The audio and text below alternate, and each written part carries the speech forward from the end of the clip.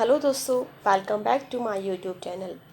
आज जो हम करने वाले हैं वो टेंसेस का पार्ट 2 करने वाले। पार्ट 1 हम ऑलरेडी कर चुके हैं। जैसे कि मैंने आपको बताया था, टेंसेस बहुत ही इम्पॉर्टेंट होते हैं। अगर आपको टेंसेस नहीं आते हैं तो आप इंग्लिश लैंग्वेज में कुछ भी नहीं कर पाएंगे, आपको कुछ समझ में नहीं आएगा।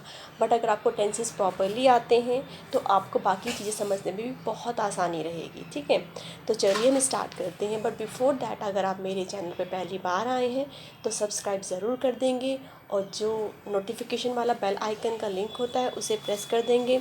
इससे क्या होगा, जब भी मैं कोई वीडियो डालूंगी नहीं तो आपको मिल जाएगी। ठीक है, तो टेंसेस का पार्ट 2 स्टार्ट करते हैं। इसमें हम पास्ट परफेक्ट टेंस पढ़ेंगे, प्रेजेंट परफेक्ट पढ़ेंगे, प्रेजेंट इंडेफिनिट जिसको हम सिंपल प्रेजेंट कहते हैं, प्रेजेंट कॉन्टिन्यूअस, ये दोनों हम पढ़ चुके थे। Now we will discuss present perfect tense. जब भी परफेक्ट आता है, परफेक्ट का मतलब होता है कोई भी काम जो हम कर चुके हैं, मतलब कंप्लीटेड वर्क। इसमें हमारा जो काम आएगा वो कंप्लीट हो चुका होगा, जस्ट मतलब अभी कंप्लीट हुआ है, हम उसी सेकंड पे बात कर रहे हैं, ना एक सेकंड आगे ना एक सेकंड पीछे। अगर हम बोल दें कि हमने काम 1 सेकंड, 1 मिली सेकंड, 1 मिली सेकंड पहले ख़त्म कर, तो हमारा पास्ट में चला जाता है। तो हमें ये नहीं बताना है कि हमने किस में किया है। तो सबसे पहले हम पढ़ते हैं इसका रूल क्या होता है। इसका रूल होता है, पहले हमारा सब्जेक्ट आएगा, फिर हैज़ या हैव आएगा। वर्ब की थर्ड फॉर्म हमेशा परफेक्ट टेंस में आती है, चाहे वो प्रेजेंट परफेक्ट हो, चाहे वो पास्ट परफेक्ट हो, चाहे वो फ्यूचर परफेक्ट हो। उसके बाद हमारा ऑब्जेक्ट आता है। अब हम हैज़ कहाँ यूज़ करते हो, हैव कहाँ यूज़ करते हैं। जब हमारा सब्जेक्ट, जो ये वाला सब्जेक्ट है, जब हमारा सब्जेक्ट सिंगुलर होता है then we will use has, तब हम हैज़ यूज़ करते हैं। बाकी सभी के साथ हम हैव यूज़ करते हैं। अब what do you understand by singular subject. Singular subject का मतलब क्या होता है। सिंगुलर सब्जेक्ट का मतलब होता है कि अगर हमारा सब्जेक्ट ही हो, शी हो, इट हो, या कोई सिंगल नेम हो। मतलब सिंगल नेम होना चाहिए। राम एंड श्याम में क्या हो गया, 2 नेम हो गए, तो ये सिंगुलर नहीं हुआ, ये प्लूरल हो गया है, सिंगुलर होना चाहिए। तब हम हैज़ का यूज़ करेंगे, अदरवाइज़ हम हैव का यूज़ करेंगे। जैसे कि ही क्या है, एक सिंगुलर सब्जेक्ट है, तो इसलिए हमने क्या यूज़ किया है, हैज़। फिर हमने राइट की थर्ड फॉर्म होती है रिटन, हमने वर्ब की थर्ड फॉर्म यूज़ की है। आफ्टर दैट हमने यूज़ किया ऑब्जेक्ट, या फिर जो भी हमारा बचा हुआ होता है सेंटेंस में वो हमने यूज़ किया है। अब यहाँ पे देखते हैं सी भी एक सिंगुलर सब्जेक्ट होता है, तो इस सी के साथ भी हम हैज़ यूज़ करेंगे, वर्ब की थर्ड फॉर्म, और फिर जो भी हमारा बचा हुआ उसे यूज़ करेंगे। अब अगर बात करते हैं प्लूरल सब्जेक्ट की, जैसे यू, वी, आई, दे, एक से ज़्यादा नाम हो तो हम हैव यूज़ करते हैं, वर्ब की थर्ड फॉर्म यूज़ करते हैं, और फिर हमारा जो ऑब्जेक्ट होता है वो हम यूज़ करते हैं। आई होप ये सब क्लियर हो गया होगा। ठीक है, अब इसका नेगेटिव का रूल क्या है। नेगेटिव का रूल में बहुत इजी है, सब्जेक्ट होगा, वही हैज़ या हैव में से एक चीज़ लगाएंगे, बस हम नोट ऐड कर देते हैं इसमें। नेगेटिव है तो नोट तो लगेगा ही। वर्ब की थर्ड फॉर्म लगती है, चाहे वो नेगेटिव हो चाहे वो इंटेरोगेटिव हो, और फिर हमारा ऑब्जेक्ट आ जाता है। जैसे he has not done his work. मैंने जो एग्जाम्पल आपके असर्टिव सेंटेंस से पॉजिटिव में ली हैं, उन्हीं से मैं आपको नेगेटिव कराऊंगी, उन्हीं से मैं आपको इंटेरोगेटिव कराऊंगी, जिससे कि आपको अच्छे से समझ में आ जाए। तो ही हमारा सिंगुलर था, हमने हैज़ यूज़ किया है। ठीक है, और नेगेटिव सेंटेंस है तो हमने नोट लगा दिया है। अब वर्ब की थर्ड फॉर्म हमें लगानी होती है, तो डू की थर्ड फॉर्म होती है डन। डू की फर्स्ट फॉर्म देखिए do, second form did, third form done, ये होती है। कुछ जो इम्पॉर्टेंस वर्ब होती है उनकी थर्ड फॉर्म, मैं उनका पीडीएफ आपको टेलीग्राम चैनल पे प्रोवाइड करा दूँगी। इस वीडियो के डिस्क्रिप्शन बॉक्स में मैंने एक टेलीग्राम चैनल का लिंक दिया हुआ है। अगर आपको इस वीडियो का पीडीएफ चाहिए, या फिर कोई और मैं जैसे ऐसे प्रोवाइड कराती हूँ उनका पीडीएफ चाहिए, तो आप मुझे टेलीग्राम चैनल पर उसको ज्वाइन कर लेंगे और मुझे टेक्स्ट कर देंगे, तो मैं आपको पीडीएफ भी प्रोवाइड करा दूँगी। और जो वर्ब की बात कर रही हूँ मैं, जो इंपॉर्टेंट वर्ब्स होती हैं उनकी थर्ड फॉर्म का पीडीएफ भी मैं आपको टेलीग्राम चैनल पर दे दूँगी। ठीक है, अब इसका इंटेरोगेटिव देखते हैं। इंटेरोगेटिव में क्या होता है, जो हमारी वर्ब होती हैं वो स्टार्टिंग में आता है। जैसे हैज़ या हैव, इसमें हम ये हेल्पिंग वर्ब यूज़ कर रहे हैं, हमारे स्टार्टिंग में आ जाएंगे। उसके बाद हमारा सब्जेक्ट होगा, फिर वर्ब की थर्ड फॉर्म होगी, फिर ऑब्जेक्ट होगा। कैसे, एग्जाम्पल समझने की कोशिश करते हैं। सी हमने देखा सिंगुलर सब्जेक्ट है, तो इस सिंगुलर सब्जेक्ट के साथ क्या आएगा, हैज़। तो देखिए पहले आया इसमें हेल्पिंग वर्ब हैज़ या हैव, फिर आया सब्जेक्ट, फिर आया गोन, वर्ब की थर्ड फॉर्म, उसके बाद ऑब्जेक्ट, और क्वेश्चन मार्क लगाना बिल्कुल भी नहीं भूलेंगे, ठीक है। अब जैसे राहुल है, यहाँ पे has Rahul done his work. Have they, यहाँ पे दे कैसा नाउन है, प्लूरल, दे आपका प्लूरल नाउन है या pronoun, he she it they आपके प्रोनाउंस होते हैं। दे आपका कैसा सब्जेक्ट है, प्लूरल सब्जेक्ट है, तो इसलिए हमने इसके साथ हैव यूज़ किया है। वर्ब की थर्ड फॉर्म गोन यूज़ किया, फिर हमने स्कूल आपका जो ऑब्जेक्ट था वो यूज़ किया है। नेक्स्ट देखते हैं, have you written this letter, ठीक है। अब ये इसके बाद हमारे आते हैं, अब हम प्रेजेंट परफेक्ट की एक बात देखते हैं। जैसे मैंने इसमें I have completed my work, जो इसमें दो वर्ब आई है ना, एक हैव आई है, एक कंप्लीटेड आई है।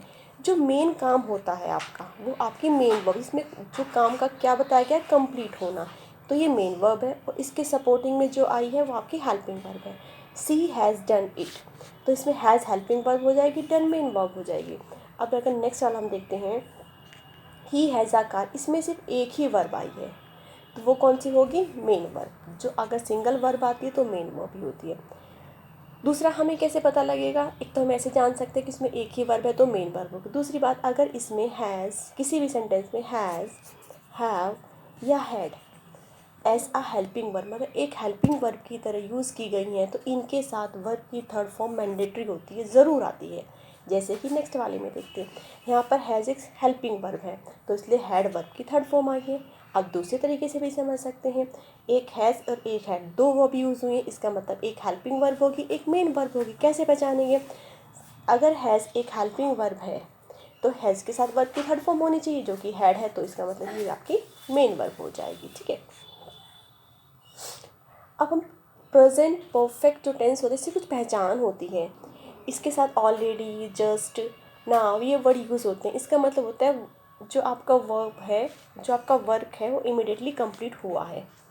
अगर मैं हिंदी में बताऊँ तो इसके लास्ट में चुका, मैं अभी काम कर चुका हूँ, मैं ये खाना खा चुका हूँ, मैं अपना काम कर चुका हूँ, ऐसे वर्ड आते हैं, मतलब चुका हूँ वाले वर्ड आते हैं। अब देखिए, जिस सेंटेंस है, he has completed his work yesterday. Yesterday क्या है, कोई पास्ट पॉइंट ऑफ टाइम होता है। मैं आपको पास्ट टेंस में समझाऊंगी। जब भी हमें कोई past point of time given होता है तो सेंटेंस हमेशा हमेशा हमेशा हमेशा सिंपल पास्ट में बनता है। सिंपल पास्ट में सिर्फ वर्ब की सेकंड फॉर्म यूज़ होती है। जैसे तो हमें we have met 3 days ago, past point of time दे दिया। जब भी पास्ट ऑफ टाइम दिया होगा तो हम सिंपल पास्ट में उस सेंटेंस को बनाएंगे। सिंपल पास्ट को ही पास्ट इंडेफिनिट बोलते हैं। ब्रीफली मैं आपको इसके उसमें समझाऊंगी जब आपको पास्ट टेंस पढ़ाऊंगी। नेक्स्ट पढ़ते हैं past perfect continuous. Present perfect continuous. Present का मतलब क्या होता है, अभी। परफेक्ट का मतलब कंप्लीट हो जाना, कॉन्टिन्यूअस का मतलब लगातार। अब इस चीज़ को हम समझते हैं। इसका रूल क्या होगा, सब्जेक्ट परफेक्ट है तो हैज़ या हैव लगेगा, और वो कॉन्टिन्यूअस भी है तो आईएनजी भी लगेगा। अब देखिए इसका रूल देखते हैं। सब्जेक्ट हैज़ या हैव बीन लगेगा, मतलब या तो हम हैज़ बीन लगाएंगे या हैव बीन लगाएंगे, या तो हैज़ बीन लगाएंगे या हैव बीन लगाएंगे, और वर्ब की फर्स्ट फॉर्म में आईएनजी लगेगा। इसमें वर्ब की थर्ड फॉर्म नहीं यूज़ कर सकते क्योंकि कॉन्टिन्यूअस हमें आईएनजी भी लगाना है। अगर हम थर्ड फॉर्म लगा दें तो आईएनजी कैसे यूज़ करेंगे। जैसे रूल वही है, जो सिंगुलर सब्जेक्ट होते हैं उनके साथ हम यूज़ करते हैं हैज़, जो प्लूरल सब्जेक्ट होते हैं उनके साथ यूज़ करते हैं हैव। तो देखिए, she has been writing a letter. She आपका सिंगुलर सब्जेक्ट है, इसमें हेल्पिंग वर्ब हमने हैज़ बीन यूज़ करी है। वर्ब राइट था, उसकी फर्स्ट फॉर्म राइट ही होती है। राइट की फर्स्ट फॉर्म में हमने आईएनजी ऐड कर दिया तो हो गया राइटिंग। तो she has been writing a letter. You plural subject था तो you have been doing your work.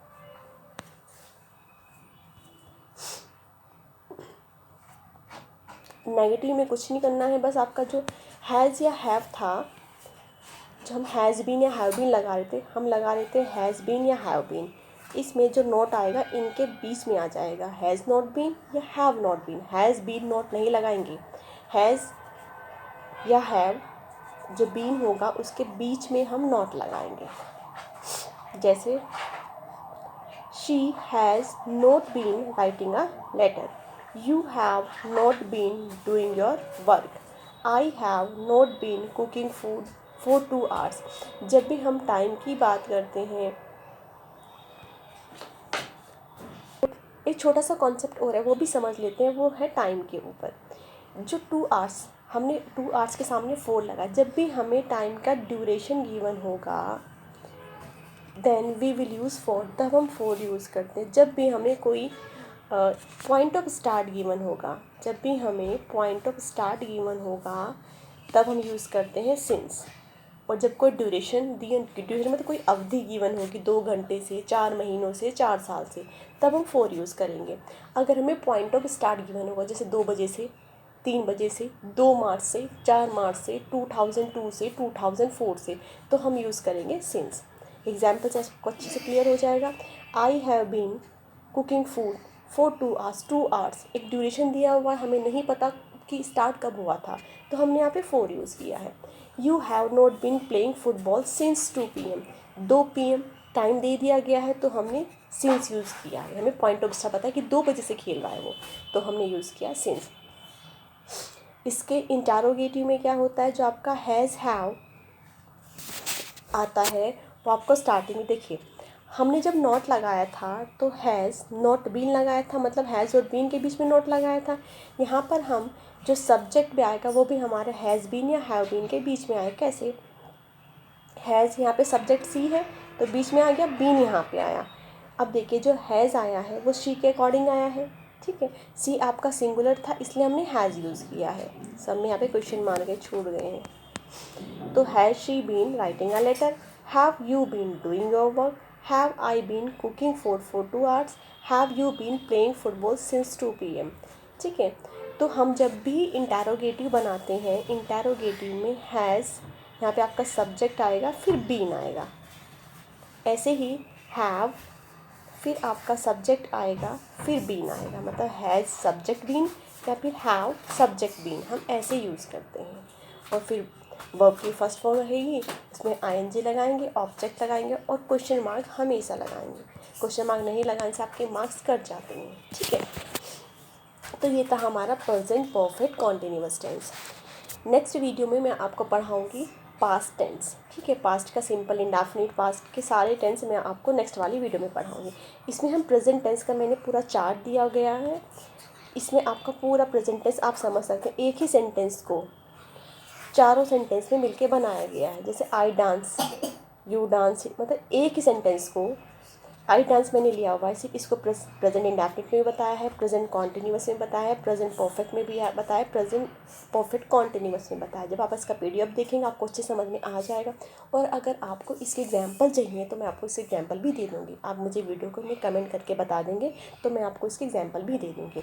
आज का वीडियो कैसा लगा ज़रूर बताइएगा और चैनल को सब्सक्राइब करना बिल्कुल मत भूलिएगा। तो आज का वीडियो यहीं पे एंड करते हैं, नेक्स्ट वीडियो में फिर मिलेंगे इसके पार्ट 3 में। पार्ट 3 में आपका ये कंप्लीट हो जाएगा, then we will discuss a lot of example. तो मैं आपको बहुत सारे एग्जाम्पल्स दूँगी, आप उन्हें सॉल्व करिएगा, फिर मैं आपको वो चीज़ सॉल्व करके खुद दिखाऊँगी। तो वहाँ से आपको अपनी जो गलतियाँ हैं वो समझ में आएंगी और जो आपके डाउट्स हैं वो भी क्लियर हो जाएंगे। Okay, bye bye, take care.